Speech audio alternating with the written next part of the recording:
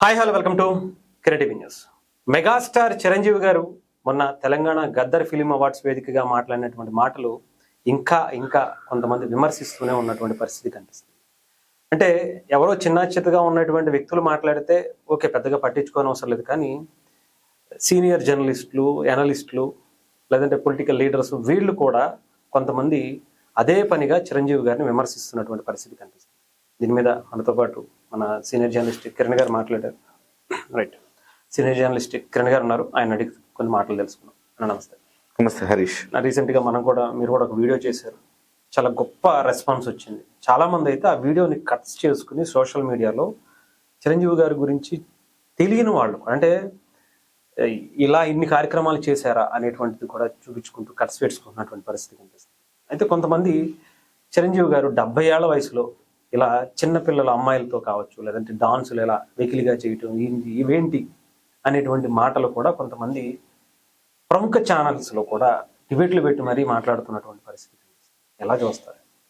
అంటే ఇక్కడ బేసికల్గా ఇష్యూ ఏంటంటే, చిరంజీవి గారు నంది అవార్డులు ఆంధ్రప్రదేశ్ రాష్ట్రం కూడా ఇవ్వాలి అని అడిగారు. అదే కదా ఇష్యూ. అంతే. ఇప్పుడు ఎప్పుడు అడుగుతారు ఆయన సందర్భం? ఇప్పుడు ఆ వేదిక ఏంటి, గద్దర్ అవార్డులు ఇస్తున్నారు. మనకు ఆల్రెడీ ముందు నుంచి ఇవ్వాల్సిన నంది అవార్డులు అట్లా పెండింగ్లో ఉన్నాయి కాబట్టి ఆ నంది అవార్డులు కూడా ఇవ్వమని ఆయన కోరారు. వినమ్రంగా విన్నవించాడు. అందులో తప్పేముంది? తప్పేం లేదు. దాని వెంటనే రాష్ట్ర ప్రభుత్వం స్పందించింది, చాలా చక్కగా స్పందించింది. వెంటనే నంది అవార్డులు ఇస్తామని కందుల దురేష్ గారు ప్రకటించారు. అయిపోయింది. వాళ్ళు కూడా మంచిగా పర్ఫెక్ట్గా ఉంది. పర్ఫెక్ట్గా ఉంది. ఆయన అడిగారు, వీళ్ళు చెప్పారు, పర్ఫెక్ట్గా ఉంది. మధ్యలో ఒక వర్గానికి ఎసిడిటీ, జీర్ణించుకోలేకపోతా ఉన్నారు. నాకు అనిపిస్తా ఉంది, అసలుకి చిరంజీవి గారు మాట్లాడింది ఏంటి, మీరు ఛానల్లో కూర్చొని మాట్లాడుతున్నది ఏంటి? ఆ సబ్జెక్ట్ వరకు కన్ఫైన్ కాకుండా బయటకు వచ్చి చిరంజీవి అప్పుడు అది అన్నాడు, ఇప్పుడు ఇది అన్నాడు, ఆయన 70 ఏళ్ల వయసులో ఈ వెకిలి డాన్సులు ఏంటి? మీరు 70 ఏళ్ల వయసులో ఆయన ఆ రకంగా డాన్స్ వేయటానికి ఆయన జీవితంలో ఆయన శరీరాన్ని ఆయన ఎంత కష్టపెట్టుకుంటున్నాడు ఆలోచించారు ఎప్పుడైనా? 70 ఏళ్ల వయసులో కూర్చొని కృష్ణారామ అనుకుంటూ సీరియళ్లు చూసుకుంటూ పోసుకోలు కబుర్లు చెప్పుకుంటూ మీలాగా ఛానళ్లు తిరిగి ఎనాలిసిస్ పేర్లతోటి ఒక వర్గాలను వర్గ వైషమ్యాలను ఎగదోస్తూ మాట్లాడట్లేదుగా ఆయన. ఆయన కొన్ని కోట్ల మందికి ఆరాధ్య దైవం. ఆ కోట్ల మందికి ఏం కావాలి అది ఇస్తున్నాడు. ఆయనకు ఇప్పుడు ఇవాళ ఆయన సినిమా చేసినా చేయకపోయినా ఆయన ఎప్పటికీ లెజెండే. నిజంగా ఆయన ఇప్పుడు చేసేది కూడా నాకు తెలిసి ప్రజల కోసమే చేస్తారు. లెజెండ్ ఆయన కోసం ఆయన చేయట్లేదు అసలు. సినిమాలు మన శంకర్ వరప్రసాద్ సినిమాలో 3 కొత్త కొరియోగ్రాఫర్లకు అవకాశం ఇస్తే వాళ్ళ జీవితం ధన్యమైనట్టు భావించారు. వాళ్ళు నాతో మాట్లాడింది ఏంటి తెలుసా? చిరంజీవి గారు ఇంకా సినిమాలు చేస్తారా? ఆయన సినిమాలు తగ్గించేస్తే ఆయన సినిమాకు ఒక్క పాటకి కొరియోగ్రఫీ చేయాలని నా 20 ఏళ్ల నుంచి కలగంటున్నాను. ఇప్పుడు కొరియోగ్రాఫర్ని అయ్యాను. ఇవాళ నాకు ఆయన ఒకవేళ సినిమా తీస్తే అవకాశం ఇస్తాడేమో అని అనుకున్నాను. ఎప్పటికీ నా కళ నెరవేరింది, నా జీవితాశయం నెరవేరింది. ఇది మీకేం తెలుస్తుంది? మీరు సొల్లు కబుర్లు, పోసుకోలు కబుర్లు చెప్పుకొని అక్కడ చెప్పుకునే ఒక బ్యాచ్ మీరంతా. మీకు ఆయన పడే కష్టం ఏం తెలుస్తుంది, ఆయన తపనేం తెలుస్తుంది? ఆయన ఇవాళ ఇంత ఫిట్గా ఉండడానికి, అరే 40 ఏళ్లకే ఫిట్నెస్ పోతా ఉంది. ఆయన చూస్తే నాలాంటి వాడు నేను కూడా చాలా ఈర్షపడతా. ఏంటి నా వయసు ఏంటి, ఆయన వయసు ఏంటి, ఆయన అంత ఫిట్గా ఉన్నాడు, మనమేంటి ఇంత ఫిట్నెస్ లేకుండా ఉన్నామని చెప్పేసి అనుకుంటా ఉంటాను నేను కూడా. అంటే ఆయన ఆ వయసులో అంత ఫిట్గా ఉండటానికి ఇష్టమైన తినలేడు. 70 ఏళ్ల వయసు వచ్చిన తర్వాత కూడా ఇష్టమైన ఈ వయసులో కూడా ఇష్టమైన తినకపోతే ఎట్లా? ఇష్టమైన తినలేడు. ఉదయం లేస్తే జిమ్ కసరత్తులు చేయాలి, బాడీని కష్టపెట్టాలా. భుజం ఆపరేషన్ చేయించుకున్నాడు, మోకాళ్ళ ఆపరేషన్ చేయించుకున్నాడు, వెన్ను ఆపరేషన్ చేయించుకున్నాడు. ఎందుకు చేయించుకున్నాడు? ఇవన్నీ ఫిట్గా ఉండి మళ్ళీ నేను నా అభిమానులను అలరించాలని చేసుకున్నాడు. ఎంత కష్టం దాగుంది, ఎంత క్రమశిక్షణ దాగుంది అందులో. అవన్నీ ఎవరికైనా తెలుస్తున్నాయా? He is a inspiration. He is an inspiration. ఆ 40 ఏళ్ల నుంచి 3-4 తరాలకు ఆయనే ఇన్స్పిరేషన్. ఇవాళ జంజీ యువతకు కూడా ఆయనే ఇన్స్పిరేషన్. సిగ్గుపడండి చూసి. ఇప్పుడు ఆల్ఫా కూడా వాళ్ళు ఆయనే ఇన్స్పిరేషన్. రాబోయే ఆల్ఫాకు కూడా ఆయనే ఇన్స్పిరేషన్. సిగ్గుపడండి. ఆయనలాగా మనం ఎందుకు లేమని సిగ్గుపడదాం అంతే తప్ప. 70 ఏళ్ల వయసులో హీరో అండి, హీరో 70 ఏళ్ల వయసులో 380 కోట్ల రూపాయల వసూళ్లు వచ్చినాయి. యాక్సెప్ట్ చేయకపోతే వస్తుందా? 380 కోట్ల రూపాయలు తెలుగు చలన చరిత్రలో ఒక రీజనల్ ఫిల్మ్ 380 కోట్లు కొట్టలేదు ఇప్పటి వరకు. కొట్టాడు ఆయన. ఇప్పటికీ ఎప్పటికీ ఆయనే రారాజు, ఆయనే మహారాజు, ఆయనే మెగాస్టార్, ఆయనే లెజెండ్. అంటే ఎనీ డౌట్? డాన్సులు అంటున్నారు కానీ ఇప్పుడు పిచ్చి డాన్సులు అయితే అన్ని వ్యూస్ వస్తాయి అన్న. 200 మిలియన్ వ్యూస్. రీజనల్ మొరటోడికి ఏమి తెలుసు అని ఏదో సామెత ఉంది. అట్లా వీళ్ళకేం తెలుసు? వీళ్ళకి తెలియదు. ఎంతసేపటికి పరాన్న జీవులు ఇతరులను గుచ్చి గుచ్చి గుచ్చి గుట్టి వాడిని తిట్టి వీడిని తిట్టి బతికే రకాలు వీళ్ళందరూ. అసలు ఏదొచ్చినా తప్ప అయిపోతుంది. సో నేనేమంటానంటే ఇవాళ ఆయన్ని చూసి ఇన్స్పిరేషన్, తరతరాలుగా ఇన్స్పైర్ చేస్తున్నారు. ఆయన్ని చూసి ఇన్స్పైర్ అయ్యి పోలీస్ ఆఫీసర్లు అయిన ఉన్నారు, ఐపీఎస్లు, ఐఏఎస్లు, సినిమా డైరెక్టర్లు, హీరోలు, వాట్ నాట్, వ్యాపార రంగంలో అనేక మంది. ఇవాళ 10,000 కోట్లు 20,000 కోట్లు సంపాదించినట్టు కూడా నాకు చిరంజీవి గారు ఆదర్శం అంటున్నాడు. సిగ్గుపడండి. మిమ్మల్ని చూసి స్టూడియోలో కూర్చొని మీరు మాట్లాడే మాటలు విని ఒక్కడు మీ జీవితంలో ఒక్కడు ఇన్స్పైర్ అయినాడా? మీ వల్ల ఈ సమాజానికి ఏమైనా ఉపయోగం ఉందా? కించిత్ ఉపయోగం లేదు. ఆయన వల్ల ఇవాళ కొన్ని వేల మందికి ఆయన అనేక దానాలు ధర్మాలు, మనకు తెలిసినవి కొన్ని, తెలియనివి అనేకం ఉన్నాయి. ఆయన ఇంటి నుంచి రోజు లక్షలు బయటకు వెళ్తా ఉంటాయి. తెలుసా ఎవరికైనా? తెలీదు.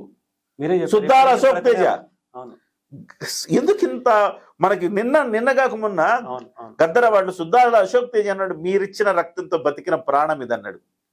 ఇంతకంటే గొప్ప ఉదాహరణ ఉందా? సో ఒక బ్లడ్ బ్యాంక్, ఒక ఐ బ్యాంక్ ఇన్స్పిరేషన్, ఆయన ఇన్స్పిరేషన్ గా తీసుకుని సూర్య విద్యాదానం చేస్తూ అనేక మందిని ఇంజనీర్లుగా, డాక్టర్లుగా, ప్రయోజకులుగా తీర్చిదిద్దుతుంటే మళ్ళీ ఈయన ఏం చేస్తాడు? ఆయన ఇన్స్పిరేషన్ గా తీసుకుని విద్యాదానం చేయబోతున్నాడు. ఇంకొక కార్యక్రమాన్ని రూపొందించబోతున్నాడు. ఇది కదా మీరు మాట్లాడాలా? ఇది కదా మీరు చర్చించాలా? సమాజానికి ఇది కదా అవసరము. అంతే తప్ప ఆయన డాన్స్ వేసి ఏమైంది, నీకేమో డాన్స్ ఎత్తాను ఇంకా కళ్ళు చూడలేకపోతా, కళ్ళు పేలిపోతున్నాయా? ఆయన డాన్స్ ఎత్తున్నాడు 70 ఏళ్ల వయసులో, ఏది వేయకూడదా?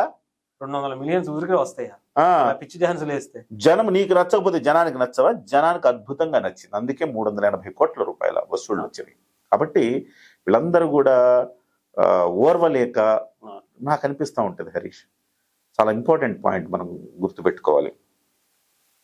ఇవాల్టికి దాదాపు 40 ఏళ్లుగా రారాజుల ఈ రంగాన్ని, సినిమా రంగాన్ని, తెలుగు చలనచిత్ర పరిశ్రమను ఏలుతున్నా కానీ, ఆయన తమ్ముడు డిప్యూటీ సీఎం అయినా కానీ, ఇవాల్టికి ఒక వర్గం కొంతమంది ఆయన మీద ఇవాల్టికి అక్కసి వెళ్ళగక్కుతున్నారు. ఇవాల్టికి ఆయన మీద కుట్రలు కుతంత్రాలు చేస్తున్నారు. ఇంత మీడియా, సోషల్ మీడియా వచ్చిన తర్వాత కూడా అంటే బహుశా మనకు తెలియనప్పుడు 1978, 1979, 80లో ఆయన సినిమాల్లోకి వస్తున్నప్పుడు ఎన్ని కుట్రలు చేస్తుంటారు, ఎంత అణిచివేయడానికి ప్రయత్నం చేస్తుంటారు, ఎన్ని ఎదురు దెబ్బలు ఆయన తినుంటాడు. బా తలుచుకుంటే హరీష్, అది కదా కరెక్ట్ సరైన సక్సెస్ అంటే. అది కదా ఆ రోజుల్లో ఒక ఒంటరి వాడు, ఎలాంటి మద్దతు లేదు, ఎవరు గాడ్ ఫాదర్ లేరు, కేవలం తన టాలెంట్ నమ్ముకొని వచ్చాడు. కష్టమో నష్టమో పోరాడాడు, రారాజుగా నిలిచాడు. నంబర్ 1 గా నిలిచాడు. అనేక మందికి గాడ్ ఫాదర్లు ఉన్నారు, స్టార్ ఫాదర్లు ఉన్నారు, గాడ్ ఫాదర్లు ఉన్నారు. వాళ్ళు ఎవరికంటే అందరినీ దాటి నంబర్ 1కి వెళ్ళిపోయారు. ఎట్లా సాధ్యం? ఎంత మందిని ఎదుర్కొని ఉంటాడు ఆయన. నాకు తలుచుకుంటే ఇవాళ ఇలా ఉంది, ఆ రోజుల్లో ఆయన ఎట్లా ఎదుర్కొన్నాడు రా బాబు. ఒంటరి వాడు. ఇవాళన్నా ఒక హరీష్ మాట్లాడుతున్నాడు, ఒక కిరణ్ మాట్లాడుతున్నాడు, ఇంకొకరు మాట్లాడుతున్నాడు. పాపం ఆ రోజు ఆయన గురించి ఎవరు మాట్లాడతారు? అయినా కానీ ఎన్ని లోపల బడభాగ్యం లోపల దాచుకొని ఉంటాడు ఆయన. దాచుకొని మింగి అవమానాల్ని భరించి ఒక శిల్పాన్ని ఎన్నో దెబ్బలు తింటే తప్ప అది దేవుడిగా రూపాంతరం చెందదు కదా. అట్లా దెబ్బలు తిని భగవంతుడి రూపంలో వెళ్ళిపోయాడు అభిమానులకు ఆయన. మీరు చెప్తుంటేనే నిజంగా ఆయన ఎన్ని పడుంటాడో, ఎన్ని వినుంటాడో, ఎన్ని మాటలు సో అది మామూలు విజయం కాదు. ఇవాళ తలుచుకుంటే ఆయన సాధించిన విజయాలు, ఆయన ప్రయాణాన్ని ఒక్కసారి తలుచుకుంటే అప్పా రోమాలు నిక్కబడుచుకుంటాయి. ఇది కదా ఇన్స్పిరేషన్ అంటే.